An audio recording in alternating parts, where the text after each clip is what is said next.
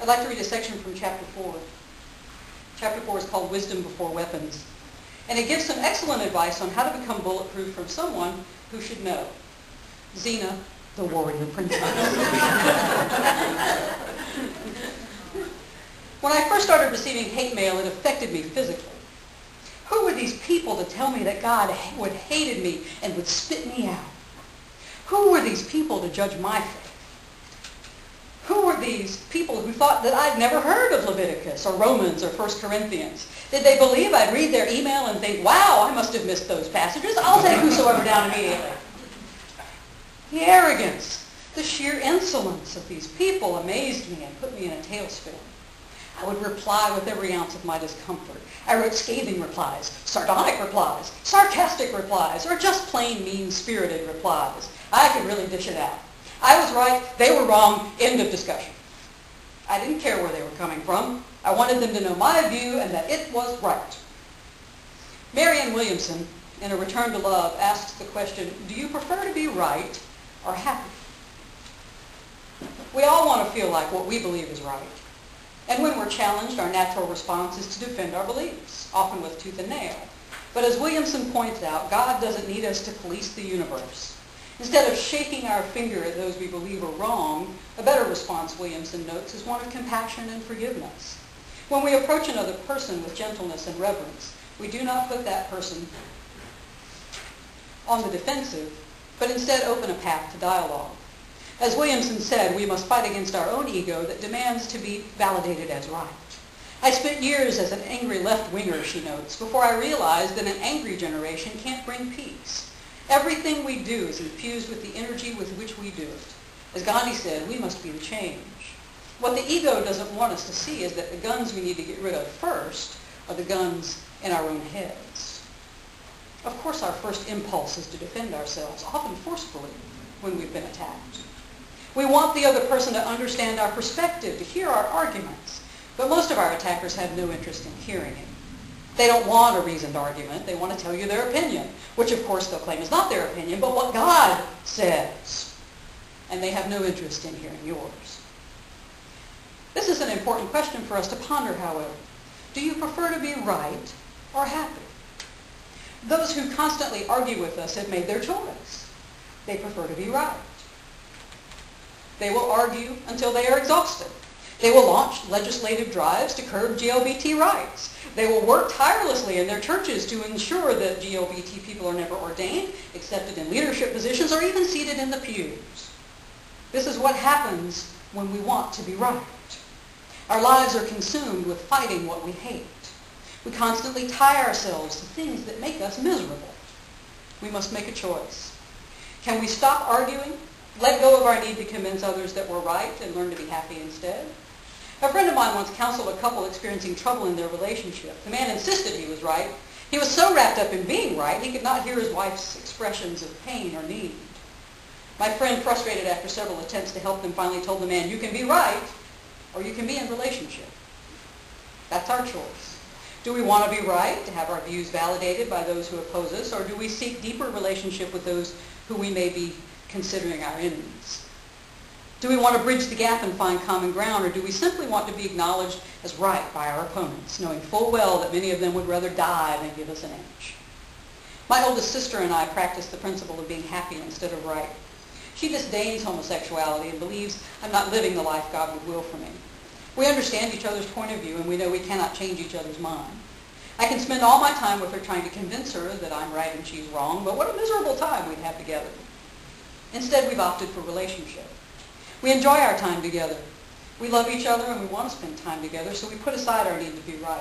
We choose relationship. Now, that's not to say that we in the GLBT community must go back into the closet and keep our lives quiet. We must still work for equality in church and society, but we do need to try our best to find common ground with those we seek as dialogue partners. That's not easy because we want desperately to be right. We often need our views validated by others, or else we question our own conclusions.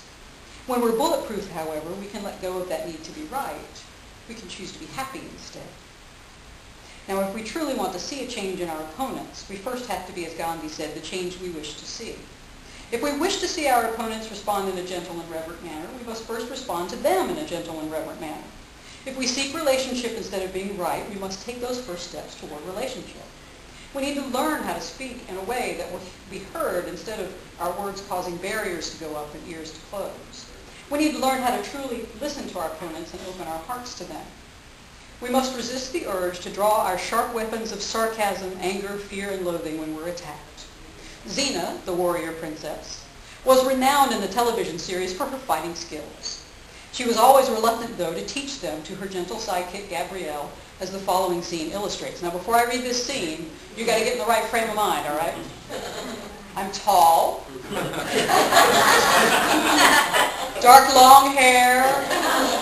I've got the leather bodysuit on with the armor and the big swirly, the big sword. All right, you got boots up to here. You got it, okay. And then when I read Gabrielle, okay, a little shorter, blonde hair, little green bra type thing and skirt. And for both, you have to imagine me thin and hot. Okay. Okay, here we go. You got it, or is that too hard? Close your eyes. Xena, don't confuse defending yourself with using a weapon. When you pull a sword, you have to be ready to kill. People are too quick to go for their swords. It should always be the last resort. Gabrielle says, I don't want to learn to kill. I want to learn to survive. Xena says, all right. The rules of survival. Number 1, if you can run, run. Number 2, if you can't run, surrender, then run. Number 3, if you're outnumbered, let them fight each other while you run. Number 4, Gabrielle says, wait, more running? No, Xena says. 4 is where you talk your way out of it. And I know you can do that. It's wisdom before weapons, Gabrielle. The moment you pick up a weapon, you become a target. Wisdom before weapons. Xena's defense theory is one where words take precedence. But as we all know, words are powerful and can be just as deadly as swords. A classic Sufi story tells of a master who has come to a village and is asked to heal a child. The villagers crowd around and he says a few simple prayers and tells the people, now he will be well. Someone who didn't believe in all this spiritual stuff said, what do you mean? You say a few words and the kid's supposed to get better? The master approached the man and said, what do you mean? You know nothing of this. You're an ignorant fool. The man becomes enraged. He turns red, his body starts to quiver, and he's about to strike out at the master when the master says, see?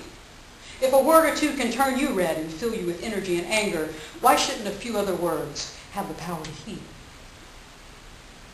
Our words create healing or suffering. It's up to us to realize this power and to choose our words carefully, even in response to words meant to hurt us, put us down, or denigrate us.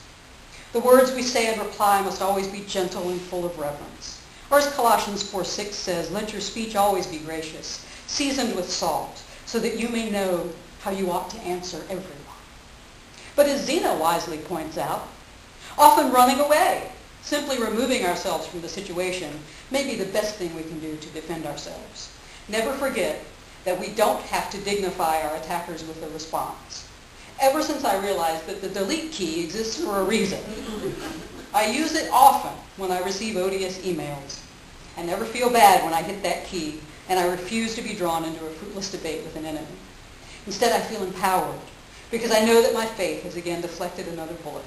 Running away, refusing to engage in a potentially harmful situation is not a defeat. It is survival.